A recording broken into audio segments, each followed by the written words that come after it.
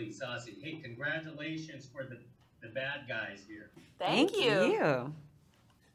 So this is not your first time around in animation, especially with voice acting. How is it different this time around with this particular film? Go ahead. I have never spent this much time My answer as well. recording years and so many sessions, which I found quite nice because I was like, oh, they're really honing in on this and they're really making this good. So yeah, I would say sort of that, the time spent on this. Yeah, and I also think that there was just such a strong vision for this film, and you can see it because the visuals are so unique, and you've never really seen anything like this. But Pierre, the director, he had such a strong vision, and that was really refreshing. That he knew exactly what, because I didn't have that vision in my mind. I was shocked when I watched. I was like, this is amazing. But I think just working with someone that had such a strong vision, it really made the sessions kind of more unique in that way. Thank you very much. Thank you. Next we have Maggie. Hi. So I was just wondering, Nice in terms background. of your own experience, do you have like maybe experience towards an animal or some certain things that you actually disliked before because people all don't like them, and but then something happened, then you change your mind, or maybe you still keep the same view to this. I dislike spiders, and nothing will ever change that. I will die on that hill. I will say, however, I used to be kind of scared of sharks because I was like, oh, that's like, they're so large and intimidating. And then I was like, you know what? I'm gonna go 0 to 100, and I swam with some sharks. And I was like, actually, that's nice. They're very majestic, sweet, calm creatures. So that changed my mind, swimming with sharks.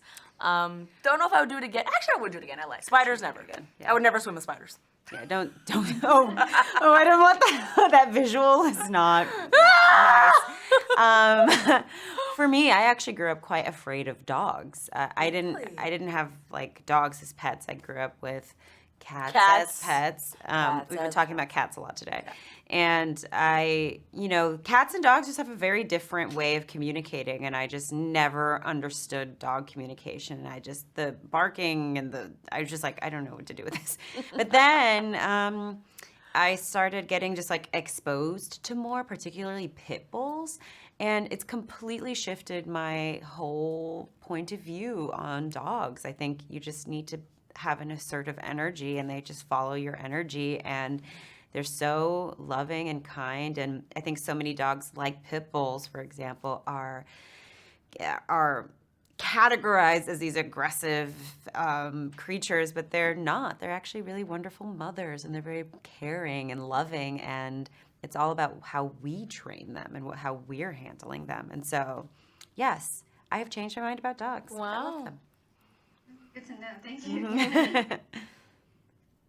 Hi, it's Stephen Schaefer for the Boston Herald. I'm sorry you can't see me. Okay. But I wonder if both of you could talk about your characters, Tiffany and the Crimson Paw, as she's nicknamed, and were they fully formed when you started this process, or were you able to inject and develop them in, odd, fun, interesting ways? Yeah. Well, I think the Crimson Paw is a little bit of a secret. So I'm going to say Diane is... Okay. Yes, I got to shape her, which was so fun. I would say one of the most challenging parts, but for me also the most fun, was really finding her voice and making sure she didn't sound too preachy on the page. And so we just played with her and sort of infused her background into the character. And Pierre, our director, really, I think, let all of us kind of put our personalities into these characters. So, yeah. Yeah, definitely. I think with Tiffany, I knew that I didn't want her to be just a straightforward reporter. I wanted her to be sensational. I wanted her to be over the top. I wanted her to captivate people. So there was definitely room to take what was on the page and add a little bit of flair and personality to it, a little bit of my expertise coming from YouTube, put all of that. And Pierre was so welcoming to any type of... And I see someone nodding here, and I know exactly what I'm talking about. The YouTube clicks are the very, over-the-top type of sensational energy that I tried to infuse into this character.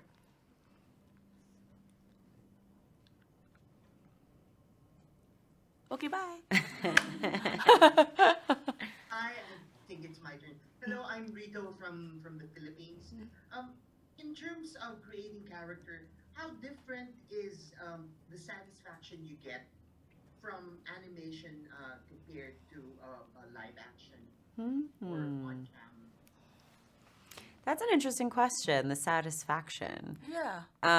I think I can say for me, I love doing voiceover work. I will say that I do think the risk is lower, but the reward still feels quite great.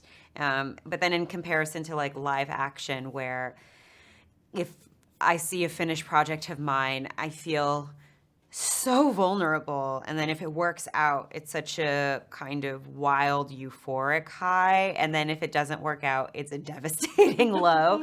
Whereas I think this is a little bit, because so many people are involved, and I really feel like the bulk of the work, in my opinion, is really the animation and all of that. So I feel like I'm kind of along for their project, and like they're letting me celebrate. But that's my sort of long-winded I answer. totally agree with that. I would also say that with live action, you kind of know what to expect. You shot the scenes, you know what things looked like, you know what the dynamic was. With this, the satisfaction is a little bit more exciting because you're watching it like a viewer for the first time as well.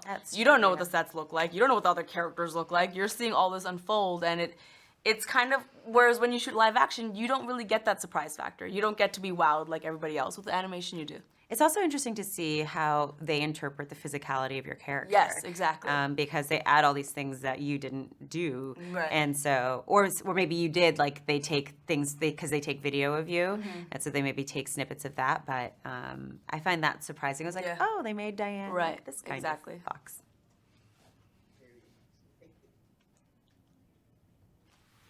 Hi, I'm Christian Ortega from Movie Network PR.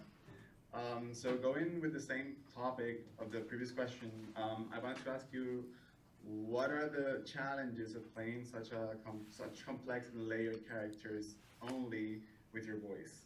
I'm gonna let you take this. Your character is much more complex than mine. I think your character has a deep well of stuff to figure out too. Thank you. But yeah, I think that it was an element that drew me to this film. It was sort of unfolding the layers of Diane. And it's much, I would say, it's similar to like live acting, you thinking about the motivations and the context of why she is a certain way, and making sure that her past is also integrated into her present. And, I think that was quite imperative in this film for Diane. And yeah, just working it out with the director and talking it out and just trying different things until something felt truthful and landed. So it's a fun process to, I guess, figure out the character. But I would say similar to when I'm just doing, I guess, a regular movie or something.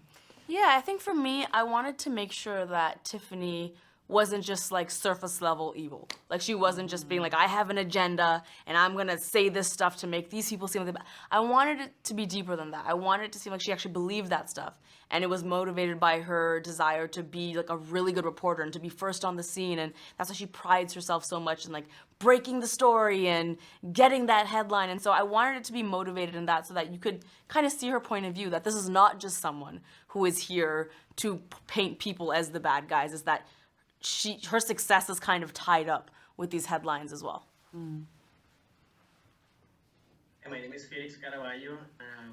Congratulations on such a wonderful film. Thank you. This movie has a lot of action. It's very fast-paced, and I've always wondered in an animated movie how is the energy in the recording booth? Can you transmit that energy? Do you throw punches or kicks, or how is that energy? I'd say my favorite part of doing voiceover work is when you do the efforts. Oh, yeah. And those are all, like, then you get pages of, like, grunt, and now punch, now scream, and and that's when you are doing sort of like those action bits where you, lifting. So yeah, those are efforts. Now all together. And so I think that that's where the action stuff comes in. But besides that, I would say recording in a studio is not action-packed. It's not action-packed. I actually record every session I was alone. So I was with no one. So the trick I used is I don't have much action in the movie, but I did pretend to hold a microphone every single time. If I had to run up to someone, I would actually run in the booth. I think I tried to emulate exactly what's happening in the scene. But yeah, it is... I think the action, honestly, I'm just going to give all the credit to the animators. It really comes from the animators just doing a really great job and having strong vision. Excellent. Thank you very much. Thank you. My name is Rafi Mediavilla from criticalologos.com. Again, congratulations on the story. Thank It's very you. cool. I have a question which is directly at Zazie, and another one for Lilly, so probably from the other round. But Zazie, I mean, in what way do you relate to your character, animal character? And if you could be any other animal character, which one would it be? I really like Diane's playfulness. I think she's kind of, Pierre always called her sort of a nerd, and she's really into this like fun tech stuff. And I think I have my like very unique, weird, specific interests as well that I'm really into. And I liked that about her. I thought she was sort of this. She knew who she was and she went for it. And, I hope I embody that. And any other animal character in the movie or in the world? Yeah, for the story. For the story. I really like Mr. Snake. I think that he is really sort of struggling emotionally in this film. And I think, is having a very complicated battle of loyalty and friendship and betrayal in a way that feels very emotional. And I was very intrigued by his character. Thank you. All right, and I believe last question. All right, so my name is Jessalyn. I work for Movie Guide, and I really enjoyed this movie when I was watching it. One of the things that really spoke to me was that no one is beyond redemption and just being able to call out the good in others. Can you speak to the importance of seeing the good in others even if we don't expect it? Wow, what a deep, good question. That's part of why I love the message of the movie as well. I couldn't agree more. I think we don't allow people context these days. I think we just love to easily label and define people without taking into account that this person has an entire story and lived experience that we don't know. And I'm a big believer that if we don't give people second chances, our lives are gonna be very sad. Human beings make mistakes and they should be allowed redemption, and we should not remove that opportunity for people just because it's easier to categorize people that way. Yeah. And to assume that you would never need redemption, I think is... We all need redemption.